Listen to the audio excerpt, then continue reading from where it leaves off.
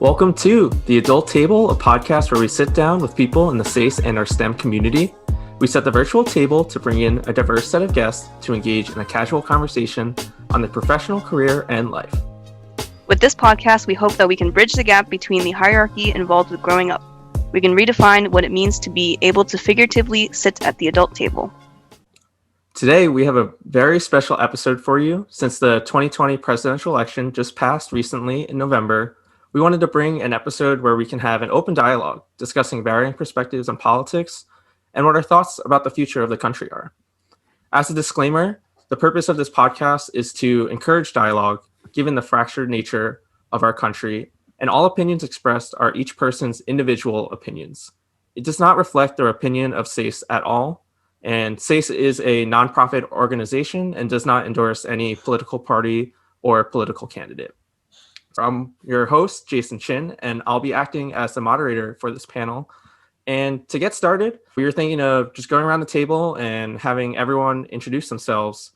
So we thought it would be informative to include your hometown / where you're calling in from, ethnicity, what generation American they are, and for fun, you could include how many times you voted. I think it'll be easier if you just say like presidential, because it might be a lot. I can start off. And so I was raised in Westchester, New York, so a suburb right outside of New York City. I currently live in Boston, and I am a third generation Chinese American, and I've voted once in the presidential election this last 2021. And I'll pass it off to Jenny to go. Hey everyone, this is Jenny.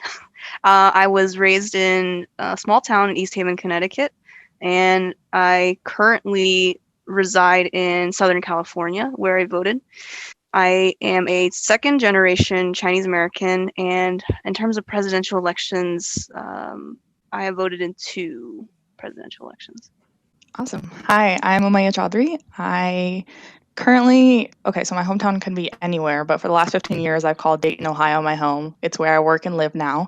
I am a second generation Pakistani American, and I voted twice now, once in 2016 and now in 2020. Great to be here. Hi, I'm Rebecca. So I was born in Georgia, but raised in Northern Virginia. I am a second generation Korean American, and I have voted in the presidential election twice. Hi, I'm Parag Matawar.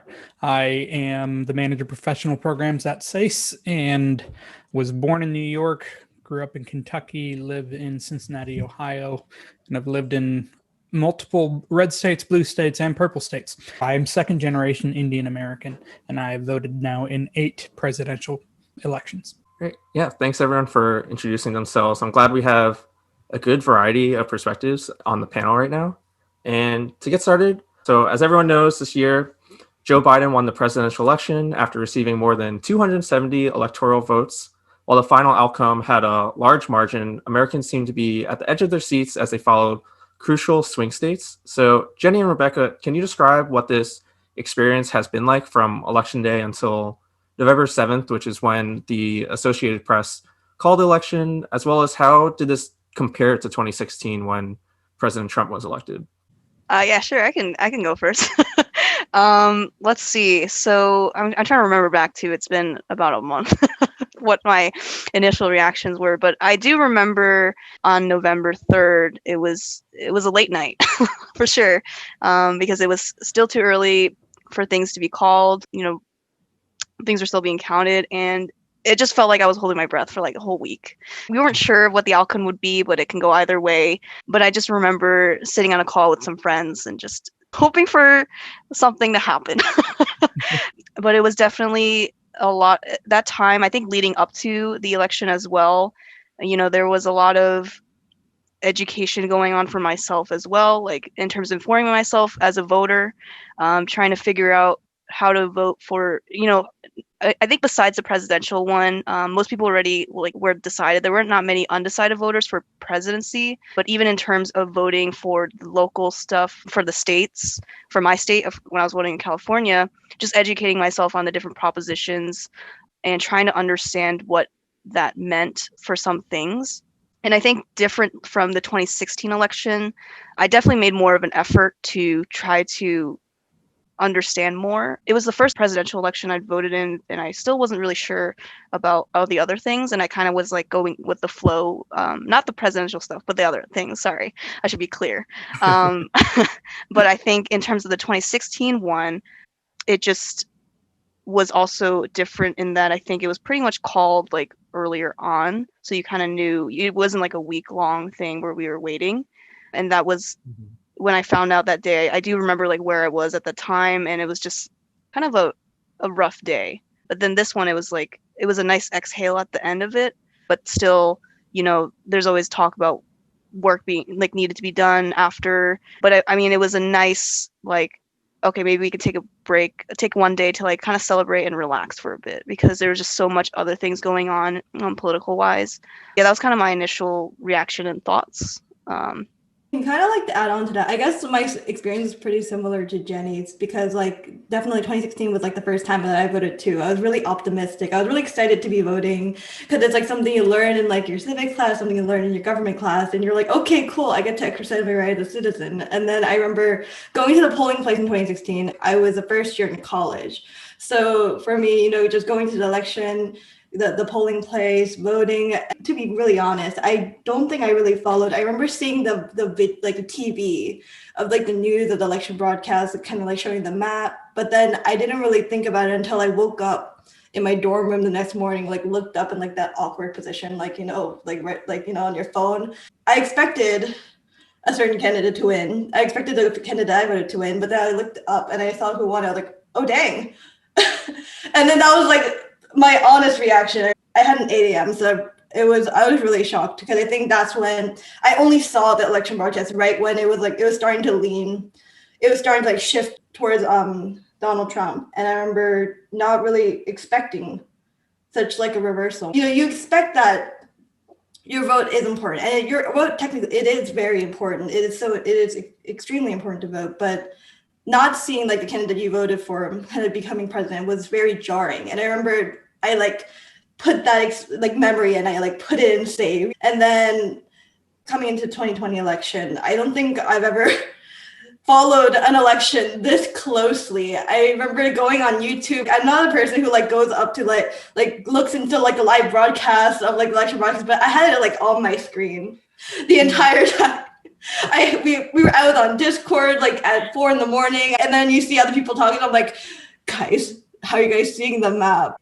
It was a completely different experience, but also it was like kind of like the Super Bowl. But to be fair, I don't watch many sports, but it felt like it was like that game, like like a football game, but like dragged on for an entire week somehow.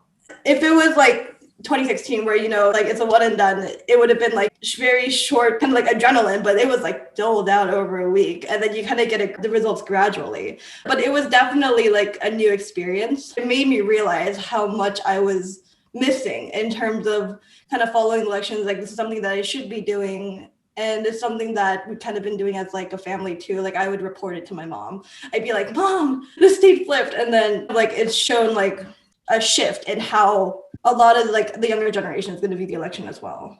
Yeah, I also just want to add on to that. I think after the 2016 one, I didn't realize how much of a bubble I was living in as well, because growing up in Connecticut, which is a small blue state, and then going to school in Boston, where that little bubble of all the people from different places come together to go to school, I was like, oh, people think the same way that I do.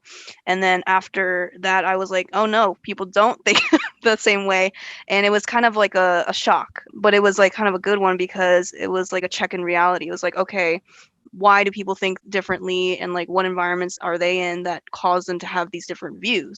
And so that definitely influenced me in the next 4 years to educate myself further on becoming a more informed voter and just understanding the different political climate that exists in the United States. Yeah, I think I could definitely relate with that kind of switch between 2016 and 2020 of like seeing that not many people cared, and then once that shocking result came in, it was like I had to know everything for the 2021. You had all those screens open. You were texting everyone about it. I know like some of my roommates were like making spreadsheets trying to build up the math for how Biden would win potentially. So yeah, just seeing that shift from a lot of people was very interesting between 2016 and 2020. And one of the biggest changes from 2016 to 2020 were the mail-in ballots. So Missed COVID, we saw a record high of over 65 million Americans voting via absentee ballot. And for reference, the 2012 and 2016 presidential elections had around 33 million absentee ballots, so almost double that amount. And this year, even like 10 states automatically sent out mail-in ballots to every eligible voter because of COVID. So, Parag, can you touch upon why you think some news outlets have been skeptical of these ballots despite the evidence or lack thereof, and discuss kind of where you would ideally see the future of voting? Yeah, thanks for the question. When you think about it, the most secure way to vote, especially when the majority of Americans have voted in person, seems to be go to your polling place. In many small towns, especially, they even know the people at the polling place. It is a local event, and so people can very quickly see who's voting, verify that against an ID or something else like that, and then you know that your vote is being tallied correctly and other voters are going through the same thing. There's just inherently a fear when you think about votes being mailed in. Could they be tampered? Can someone swipe mail-in ballots from other people's mailboxes, fill them out, sign them, forge them, and send them in? What's to prevent them from doing that? Or heck, if you put it in the mailbox or another polling place, what's to stop somebody else from pulling that box out of the ground and removing all those votes? So from when you think purely a security standpoint, it makes sense. It makes logical sense that in person, right there in front of the polling station, feels the most secure. And as you back away from that, as you move more toward mail-in or toward internet, all sorts of other worries start setting in. It's a lot easier to think of hackers being able to mass impact a purely electronic vote than an in-person hand voting type of type of system. So to me, it's understandable, the fear. Now, you're exactly right. The statistics don't show that that's actually been an issue. It shows that there's been very small issue at all. But if you put yourself in the mind or in the eyes of someone who does not fear voting in person with the pandemic, does not see that as being an issue, either because they don't believe in the pandemic or they don't believe that anything more than just the masks are necessary. If you start from that mindset and see the massive numbers, double mail-in ballots from last time, as you mentioned. And then not only that, those mail-in ballots also skew it the other direction to that individual. Not only that, all those mail-in ballots tend to be tallied for most states at the end, not the beginning. Some states it's at the beginning, some states it's at the end. And when historically you're not seeing that much of a swing, as Jenny and Rebecca mentioned, watching the news cycle as the tallies come in, now all of a sudden you see these red waves and blue waves. And of course, there's going to be a lot of just concern over the actual security of what just happened. So it makes perfect sense to me, the emotional reaction to it and the fear of what might be happening. It makes perfect sense. I definitely don't agree with it, but yeah, I understand the fear.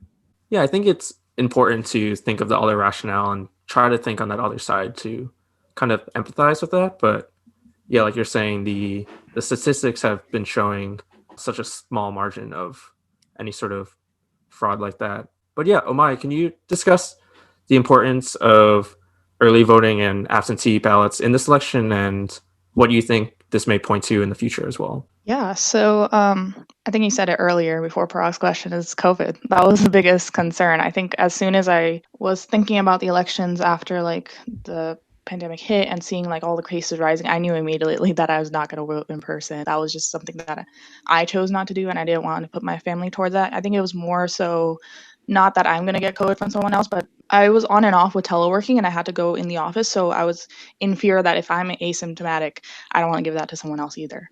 So my first decision was I'm going to vote absentee ballot. And again, to the concerns of voter fraud and everything, I was like, I'm just going to go drop it off. That is probably the easiest in my eyes of thwarting that threat of, okay, can someone tamper with this after I've already, written up my absentee ballot? So I think the importance of early voting and absentee ballots couldn't have been more important this year than any other election. I think that was just like a given. It was interesting to see the trends, obviously, the fact that a lot of Republicans chose to vote in person and that their results were shown first, but obviously we had to wait a week, if not a little bit more, to see all the mail-in ballot results come in. So it's been interesting. I talked to my friends and stuff. They love the idea of absentee ballot. Like it's something that easily you come in, you can search up, who is on your ballot. You can easily search, okay, this is the person that on a couple of websites, again, not a lot of people have their information on the website. So that like the more local elections, a little difficult, but you can at least see like at the judges level and see who you're voting for and who to write down and everything like that. So I think from just an ease of voting, it just made more sense to me. In terms of where it goes in the future, I think people are just going to continue to do that. I definitely am because I think the overall just like this generation's anxiety of going into the spot and being able to vote, freezing up and be like, I don't remember who I was supposed to vote for. So just from that kind of perspective, I think it's so much more easier. I was looking at other countries and how they do that in terms of like absentee ballots. I didn't see that much information. Other countries prefer in-person stuff. They even choose not to do electronical stuff. Like they do very much like in paper. Like I was looking at South Korea, Pakistan itself. We have the typical like you go in and you get a little mark on your thumb that you voted or not. And that basically shows that, if anybody were to kind of commit fraud in that specific election, they would have to like obviously, I don't know, cut off your finger. I don't know what that would look like. But I think going back to Parag's point, though, voter fraud is definitely something that you have to account for. And fraud is accountable for anything, whether that's low stakes or high stakes, right? But I think I agree to the point that in America, that sense of like whether my vote is going to be compromised or not, it's very much negligible. Like it's not a fear that I think that many Americans should have personally. I agree. And I think coming out of this, so many folks have realized just how easy it is to vote by mail, right? And so in coming elections, even though, especially midterm elections, the turnout is extremely small. But hopefully, given that an entire generation of folks now have more or less accepted mail-in ballots as being a totally legit way to do things. And to your point, Umia, also being able to do the research a lot better with mail-in. When you're at your desk, you're researching online or other paperwork, whereas in person, often you're just like, all right, screw it, I'm just going to go straight ballot because I don't know what else to do. There's way too many names here, and I don't want to be standing here for 15 minutes. So I think even from an informed standpoint, we stand a much better chance by expanding the mail-in ballot. Yeah, I mean, for my friends, I made kind of like a little cheat sheet of like, what is a specific position that you're voting for and what you should be looking for. So, for example, if you're voting for Board of Elections, what is that person supposed to do? Or if you're voting for county commissioner, we don't meet these people on an everyday basis. And someone even asked me, like, I'm supposed to vote for a county engineer. What are they supposed to do? And what is the importance of voting for someone like that? And I said, that person has the right to prioritize construction projects in your area. So if that person, chooses to put someone else on a higher priority, like a certain community or a certain area, that may be at a disadvantage to you for the next 4 years versus someone that's, maybe building something for you that's maybe of higher priority. Maybe that you need a specific road that is a higher threat to you versus someone else's building or whatever like that. So like creating like that reference and guide, like I think you guys have been discussing it over and over again. This election has been so informative. People are willing to research about this and wanting to know more and more about, who they're voting for, what they're voting for, and why this affects them. I think that in reflection to kind of like the 2020 election, especially with the pandemic being like such a big impact on this election, it really shows us how divisive like the country is in terms of like how they've reacted to public health. I mean, you'd assume that public health wouldn't be something that would be political. You wouldn't assume that it would be split among the country, but it was honestly jarring to see kind of the people's like differing reactions upon the pandemic, like in comparison to like other countries where like the response has been very like unanimous, like public safety number one. But it was very surprising for at least personally to see the differing reactions of what they believe of like the pandemic, of like questioning statistics, which I mean, okay, questioning statistics is fine. That's like, questioning like the source that you get it from is fine. But utilizing the statistics of like seeing like the virus, saying, comparing it to the flu, it was jarring. It was to see the first reaction I expected was fear, caution, but instead You see like people looking straight at the face of the pandemic and going, this is not something that is important compared to like mail-in ballot. Like, I think that was like probably the most surprising, but it does show how important it is to definitely stay informed of the pandemic as well. One more point I would like to add about public health, I guess. So I think, I don't know, it just makes sense. The way that Trump had handled it in the past many months, it just what didn't work, right? Like over 200,000 Americans have been like affected by this. Basically, it's like, okay, if someone isn't doing it well, like obviously you should give someone else another chance. And it just seems funny to me how the most protected man, the president, like he got it. Like so obviously he's not dealing with it well, right? So it makes sense that obviously there's needs to be a different solution to how we're currently handling it. It didn't make sense to me how that was such a big argument that people had fought about. Quick point to that too is also understanding the president's experience with COVID is not the experience of every average American that is dealing with COVID. With a average person, they're kind of almost at a waiting list, right? Like of when are they going to be served and when best they can, recover from it. Versus the president is the highest priority. You can't risk the president, going into something that could be a danger to his life. So he is getting the top of the top doctors and physicians and everyone that can best serve him. So his experience, I can't say is equivalent to every average American. Like there was this one nurse that went into a coma and her blood circulation was so low that her hands and fingers turned black and blue to the point that she's not going to come out of it with like a full hand of, fingers or anything like that. So it's to the point of where, okay, you also get COVID but you recover, but you're not going to recover the same versus the president. That's not the same experience at all. Right. Yeah. And even other politicians, not just the president too. I would say even other politicians that fall right under him as well.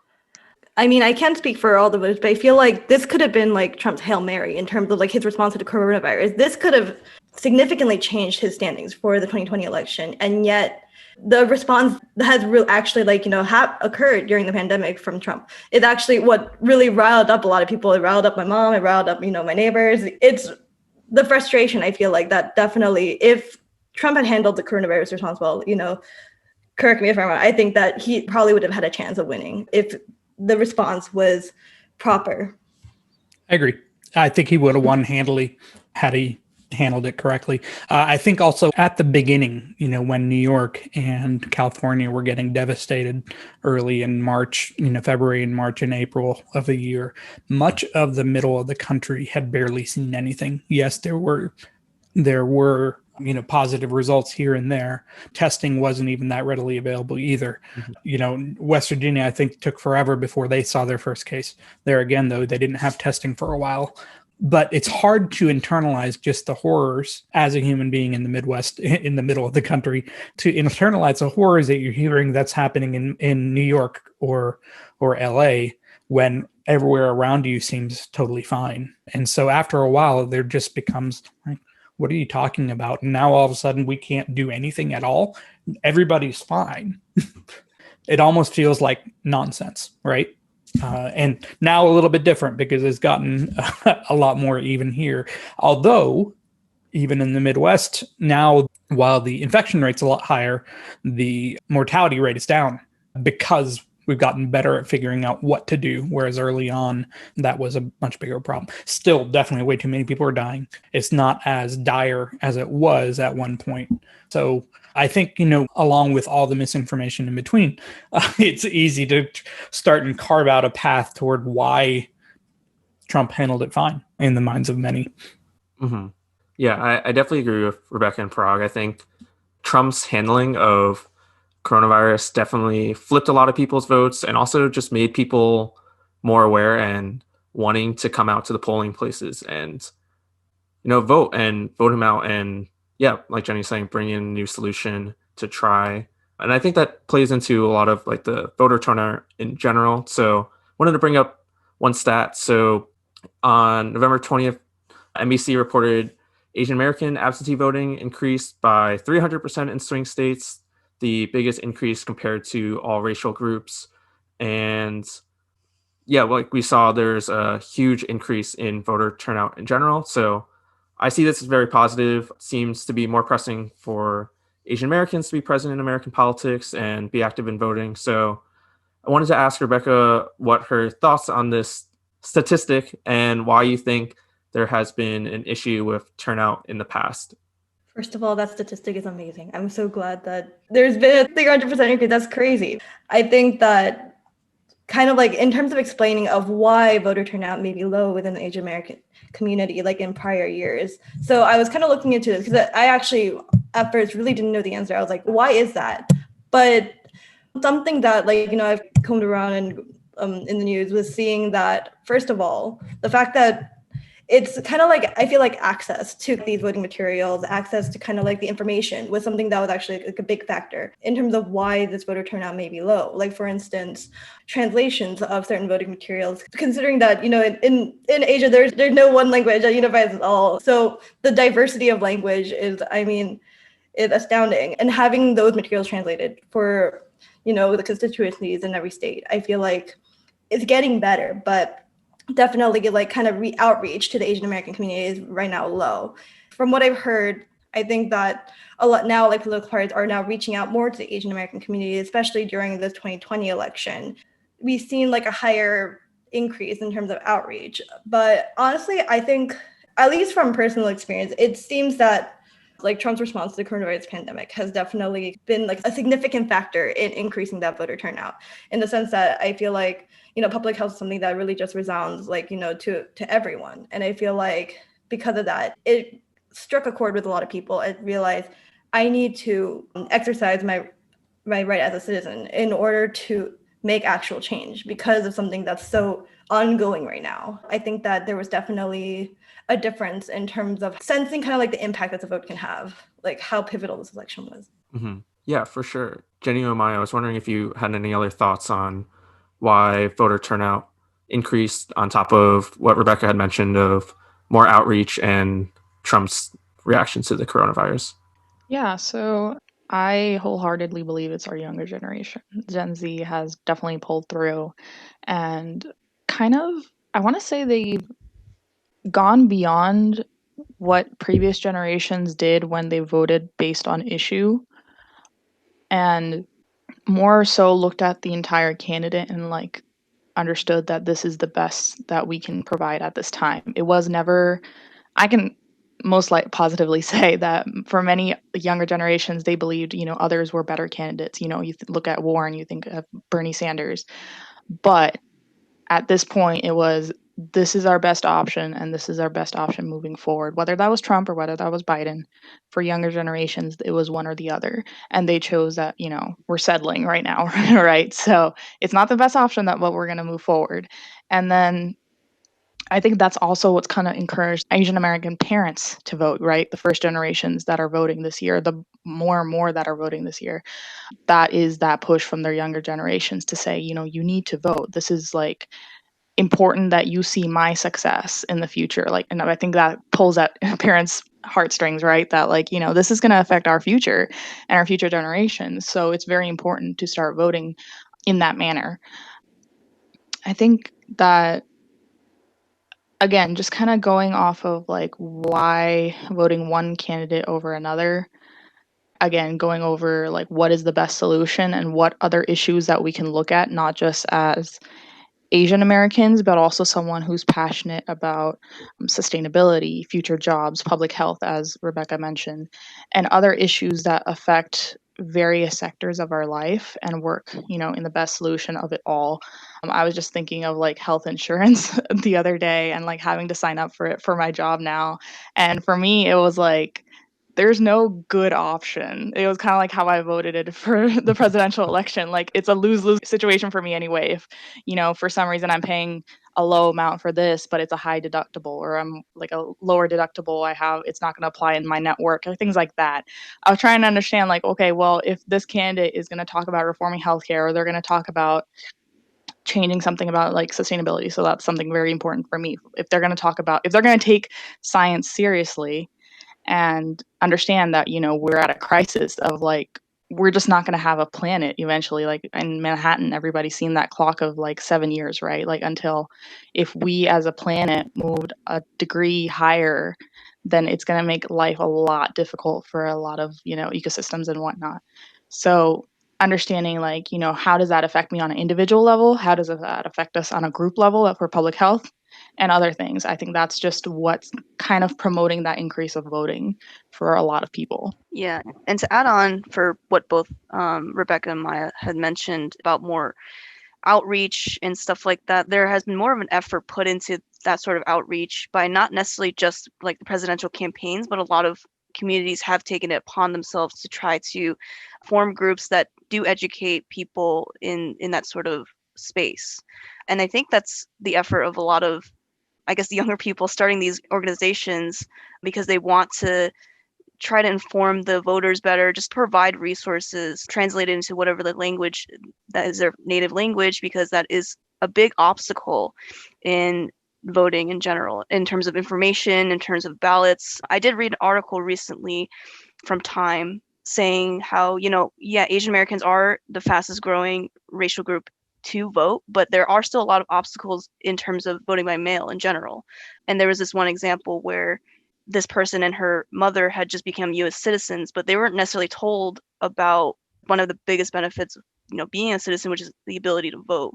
And even when they were requesting their ballots, there was a lot of obstacles in even getting it in Chinese. And then there was another issue with like signatures and stuff, right? So in order for that ballot to be deemed as a legitimate ballot, it would have to be checked against their signature. But a lot of people who immigrated here don't necessarily have a formal signature.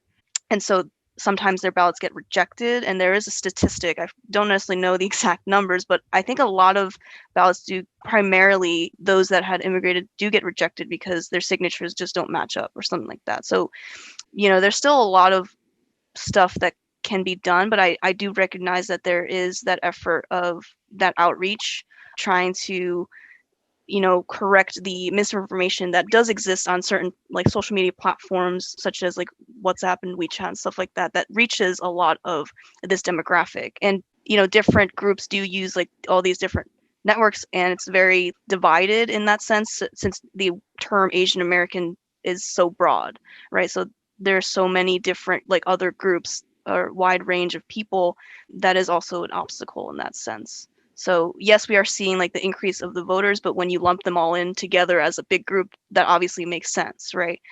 I think that's a really good point too, because when you look out at the statistics of outreach, more Asian Americans have been talked to or like reached out to by Republicans than Democrats, which is kind of interesting because Democrats are usually representative of like the minority party, and they're the ones that kind of like vote for our rights, right? But more and more Republicans were reaching out to this kind of relatively new target pool, right? Because previously it's always been we need to get the Black voters to vote, we need the Latinx community to vote. Asian Americans are not that high on that priority list of which type of votes we need. I think of it a very a third world country approach where it's like, I need your vote for me to get into power, and then I'm not going to look at you for the next 4 years. That's kind of like the attempt you see. And then that may be the same approach that we're seeing with Asian American votes, but I think it's getting better, like Jenny said. But it's interesting how like the priorities are a little bit different, and seeing like what the results are too. I think we've talked about this multiple times, how like the Vietnamese American vote is 48% voted for Trump this year. And that's astounding when you kind of see how minority views kind of more align with the Democratic vote, but you see the statistics. Again, going back to my topic of understanding like the issues that voters focus on, for them, it's they really didn't like the idea of communist China and seeing their wars and the wars they fought back in Vietnam. They didn't want to see that same application here. So really understanding who you're reaching out to and what you're reaching out to them about. For someone like my family personally, it was more so voting against someone than voting for someone, right? And I think we've discussed this multiple times before recording as well. So really understanding the audience is something that I think if future parties want to see more turnout in minority communities, they need to really focus on issues that affect us. I think we saw that even with the Latino vote this year, with the Hispanic vote, right? When you look at Southern Florida, went heavily toward Trump because the Cuban vote turnout. And very similarly, the Cuban Americans that are down there were more voting to ensure that a communist-ish type of government doesn't come in play, and very similar to what you mentioned with the Vietnamese. And so it is more of a fear of any potential anything that looks like socialism, communism, even though that's not what the Democratic platform is. It is that fear that drives a lot of things. And so for the Cuban American community, for the Vietnamese community, even for the Asian community as a whole, outside of the identity issues and politics going with that, from purely an economic standpoint, more Asians would actually agree with a Republican platform than they would a Democratic one. On the social justice issues, it's mixed, quite honestly, because I mean, our cultures back home are not the most progressive in the world. And many of our populations came here for those reasons, escaping those types of restrictions. But then other portions of our population came over because we were lured by professional success. Back in the mid 60s, when the Immigration Act was passed, only certain types of immigrants from Asia were allowed. And those were the ones who were highly successful engineers and doctors and whatnot, professionals. And so we ended up with this model minority myth.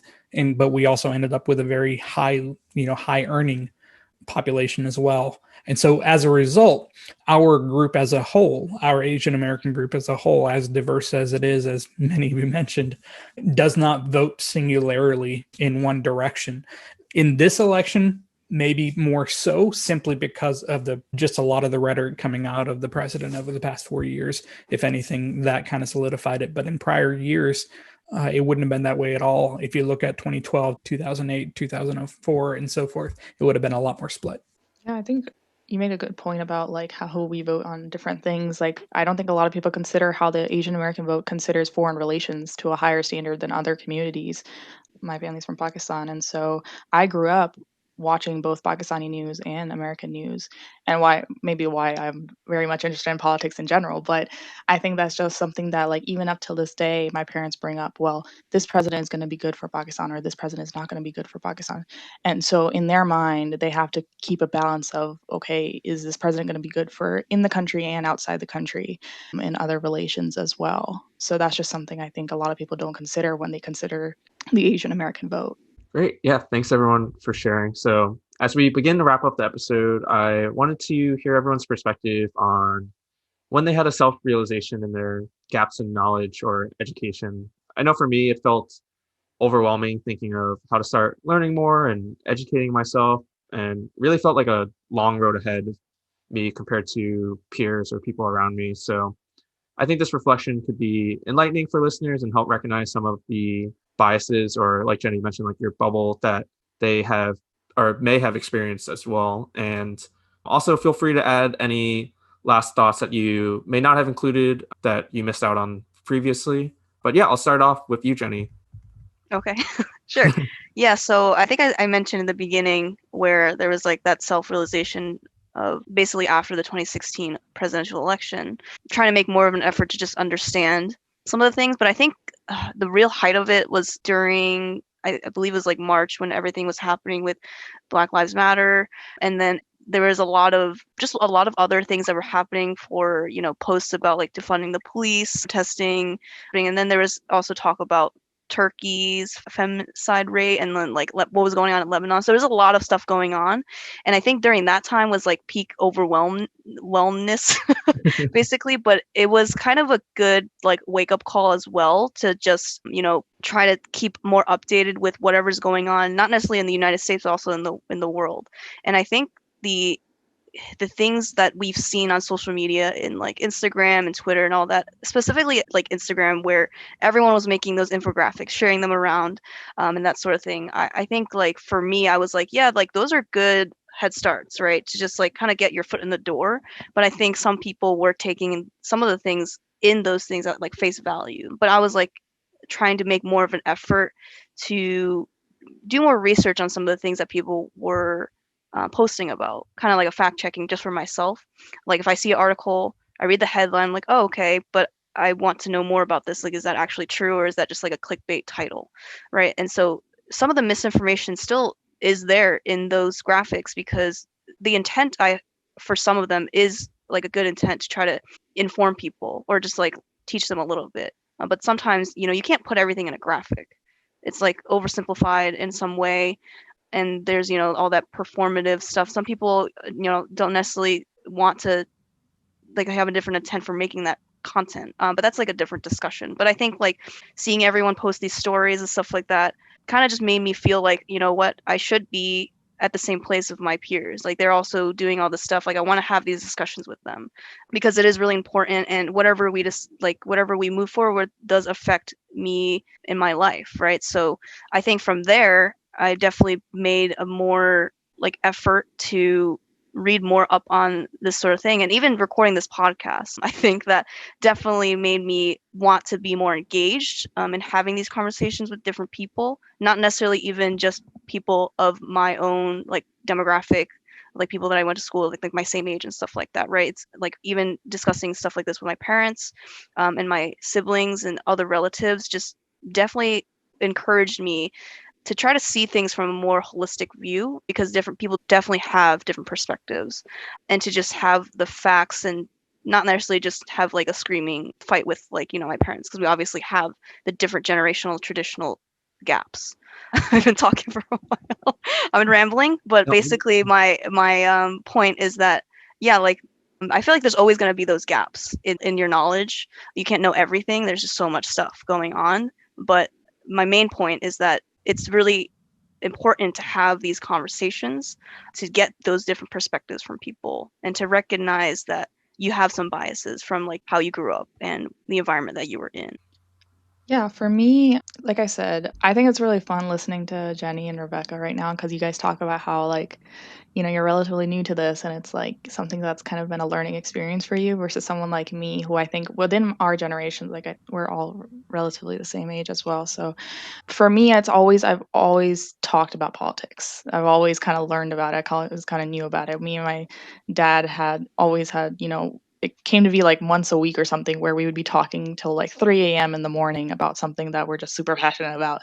That when I got into college, it was a different experience because you would hear a lot of people that like, oh, I don't like talking about politics. Like it gets too heated and I don't like talking about it. And that kind of discouraged me for like the most part. And I was just like, I guess I should just, quite frankly, just shut up and just like work on, what I'm here to do, just school and whatnot. But then I think this year and previous years, ever since like I think the 2016 election, it's kind of changed for a lot of people where they realize, we can't stay silent anymore and we need to talk about it. For the longest time on my social media, you wouldn't see any political stuff, even though I kind of held that, urge of like, I need to tell somebody. But I think this election and previous years really encouraged me to be like, people need to know about this. If we're not talking about this, people, they won't know what I feel, what I stand for. I think I remember specifically how I was in my geotech class one day. So I have like the Say sticker on my laptop. It's like at the bottom of my laptop, and I had it like closed on my desk. And one of my good friends, he comes up, he's like, Asian. And I was like, yeah, Asian. And I'm Asian. He's like, Pakistan isn't in Asia. And I'm like, what? So like, that kind of, and that's just like one thing that maybe people don't know about. They don't know about your culture. They don't know about how you vote, where you stand on. And that's the point where I was like, I really need to show people who I am, what I stand for, and why it's important to raise your voice on that kind of stuff. So I think that realization of being able to talk about politics was long term, but being able to share about my politic or like my perspective was fairly new in these past few years. As far as like gaps in knowledge go, I definitely think that I definitely don't know anything about like the legislative side of things, right? So I know a lot about, how things affect people and how a lot of people are disproportionately affected by certain laws and regulations, but I don't know the actual details of those laws and regulations. And that's something that I definitely see myself working on and learning more. Because I think that's, again, it kind of like the boring part of it of like, okay, I need to, educate myself about it, but it's not something I'm super passionate about, but I should be passionate about. And it's like, it's a work in progress is all I can say. This is why I love talking to you, Maya, because I feel like our experiences are so different. They're so entertaining to like talk about. I was actually that friend who was like, "Oh, I'm not very like I don't talk about politics because it gets heated." Because so kind of like growing up, I was like in a family where like if we try to talk, we don't really talk about politics. It's something like when you have time to talk about politics, like why don't you study? It's like just go study. Why are you looking into article news articles? Like you don't have time. I gotta say, I was very sheltered as a kid. I like definitely had that realization when I came into college. And I had the opposite experience where like my friends would have discussions like, about ongoing issues. And I'm like, hold up, let me research about this before I say anything. Cause I know that I'm like that uninformed person who doesn't know much about the issue. So I always thought it was too late for me. Like I was a lost cause. I can't even like there would be like no end trying to like relearn all this. But it kind of made me realize in college that it's okay to like not know things. Like that's like the point. Like you're always in a learning phase, and it's not really about whether you're ahead or behind. Like if you're learning, that's the good part. The fact that you're actually trying to improve on your knowledge. And I think that has definitely changed as I went to college. I think like especially with the quarantine, it really does. I guess it takes being in a bubble to really know how much of a bubble you're in, because seeing that disconnect of like, I guess when you have like quote unquote free time, like at home, even though you're disconnected, it almost feels like you're kind of more connected with kind of like what's going on in the world. In my opinion, it gave me more time to kind of like really brush up on my knowledge. It gave us the ability to kind of like keep in track with the election. It gives us all this like kind of being connected like through social media, through like Discord. And I think that in a sense is like one of the reasons why it's the willingness to learn has also increased. For me, I had more of the ahas back in 2016. I remember the morning after when the election didn't go the way I thought it was going to go. I remember posting I didn't realize like how many racists we had in this country or something like of that nature. And like a few of my friends from where I grew up in Eastern Kentucky responded, and they were insulted, and understandably so, and rightfully so. And I realized that I'd painted with a very broad brush, an extremely broad brush. And that was one of my ahas of, hey, wait, even though I'm in a very much a purple state and more red than purple even, I'm making some broad generalizations here. And, granted, they are too. However, I own my part. And there was that. And then there was another point where I was sharing my screen and I happened to have a CNN page tab up, and a friend of mine who obviously voted the other way, started mocking me about it. It's like, oh, geez, you're watching CNN, you're reading CNN. So we got into a little bit of a friendly spat about that versus Fox News. And after that, I started looking at it with a little bit more of a discernment. And I realized just how many of the headlines on CNN were very biased, extremely opinionated. And I stopped reading CNN. So I've taken more of an effort to ensure that I'm not watching what I thought CNN. When I grew up, CNN was the first 24-hour news network, and it became synonymous with the news. And somewhere along the lines, they swayed. They are not in the center by any means. And I didn't realize that until 4 years ago. And so I've taken a much more concerted effort to stick with center, stay away from opinion, watching the headlines coming across social media and being very skeptical of it. Okay, where did that data come from? Is there actual logic behind it? And to the point of the other side's argument for them, if I can't humanize their argument, if I can't make their argument for them, chances are I'm not thinking hard enough, because of that realization, especially with folks that are very dear to me having a very different opinion. And I've been trying to not make that same mistake as a result. And so my post on social media actually became less political as a result, because I realized I was parroting a lot of the same things that were a lot of misinformation and actually making things more polarized after 2016. However, I did make it a point to share things that were thought-provoking, that were showing some element of area that I learned something, or that I felt it was important to educate. That really did come from an educational standpoint and less of a anger and fueling that standpoint. And so I think the harm with social media is that, so much of communication is really intonation and all sorts of other pieces other than the specific words. And so while we have so much more ability to see words with social media, which is informative in one sense, it is also extremely easy to get polarized. Extremely easy to do that, and there's, it's really concerning. to put it simply, is very, very concerning, and I think that's problematic even as we move into the future. So getting people to do that additional dig, Jenny, as I think you mentioned, verify the facts and do a little bit more research before before commenting, before sharing, before whatnot is incredibly important. And I'm not sure, as Twitter takes off or has already taken off, and as other forums that are really boiling down communication to smaller and smaller snippets, I don't know that we're necessarily headed in the right direction there. Yeah, I'd like to add something real quick here too, is that I think while sitting here, we recognize that we all are in some form of a bubble. And in that sense, it's a privilege of ourselves that we can go a certain day without thinking about politics, without thinking about certain issues or talking about elections or things like that. In other countries, they kind of have to live in that every day. So it's in America itself, it's a privilege of its own when people say that we don't talk about politics or I don't like talking about politics.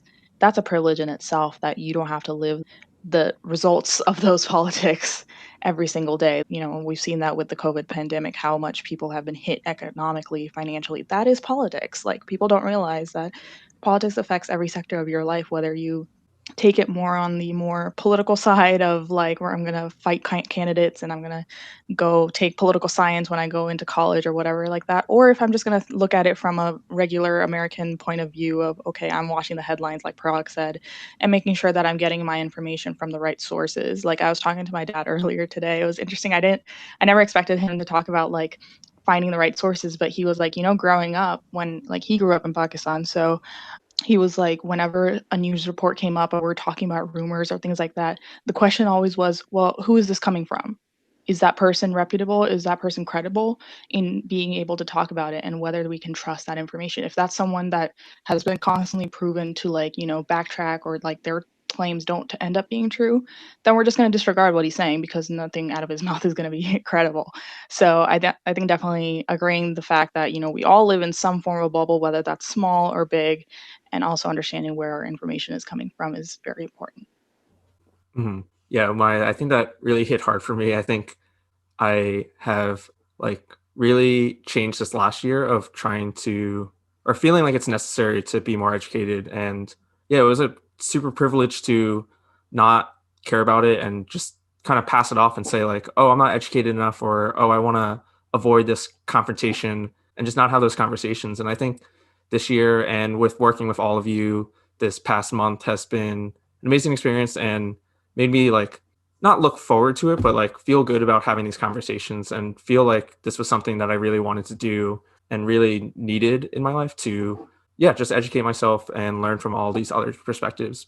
Yeah, moving forward, I just want to take the time to thank all of the panelists for taking their time out of their days to join the adult table and have a real candid conversation about this. I really appreciate the honesty and openness from everyone, and I'm really happy, Umaya, you came to us for this idea, and happy we were able to produce an episode like this.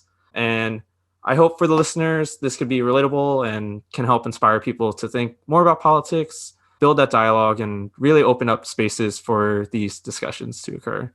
Yeah, and I also want to thank everyone for coming on as well. And then for the listeners, if you're looking for some additional resources that we talked about today, we will be creating a Google document that has some articles and links, and you can find that on our Instagram link tree at the Adult Table Podcast in our bio. And if you think that there are any other resources that we could add to it, like, feel free to reach out to anyone on the podcast team. We're more than welcome. Would love to have a working document just to have as a resource to people. So yeah, feel free to reach out to any of us. So I'm Jason Chin.